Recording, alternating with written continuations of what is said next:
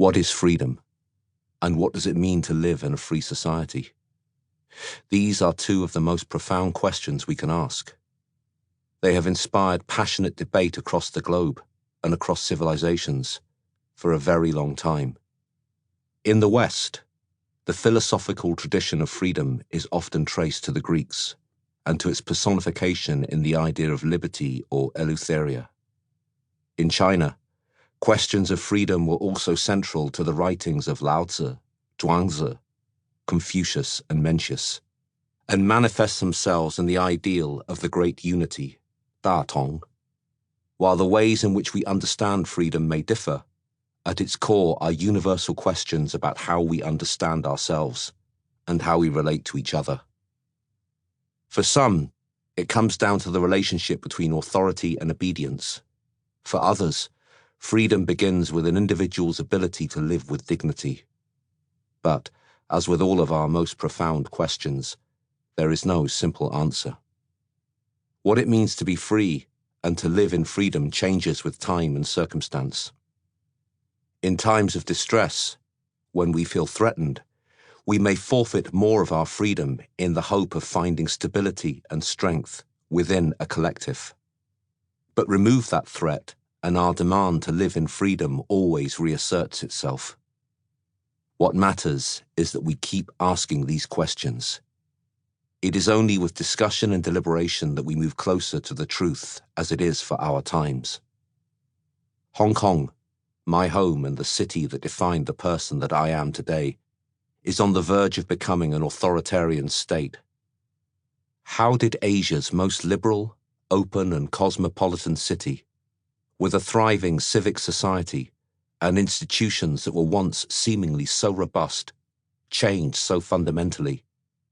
How was a flourishing and free society undermined from within? What does it mean to be free in a world increasingly shaped by the rising authoritarian power of the People's Republic of China, PRC? This is not an academic book. It's not about abstract concepts, but about how freedom is felt and lived. For that reason, it is deeply personal. It is a reflection on the freedom that is chanted on the streets and which inspires both hope and sacrifice. The word may mean different things to each of us, and it may pull on our hearts to different degrees, but we all wish to be free. We all need to be free. In 2017, when I was 24 years old, I was convicted by a Hong Kong court for having incited and participated in an unlawful assembly.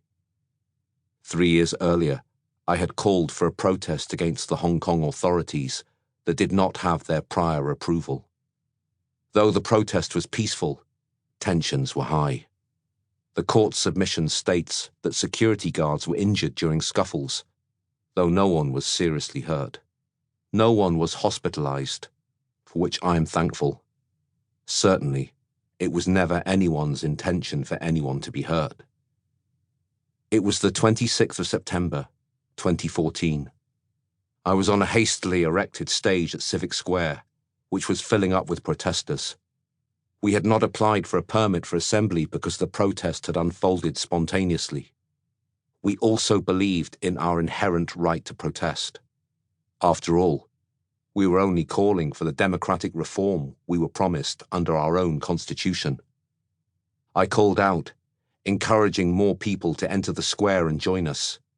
Students, white-collar workers, activists, and many others heeded the call, and as they climbed over the barriers that ringed the square, there was soon a large crowd. Spirits were high, and the scene, though chaotic, was also peaceful.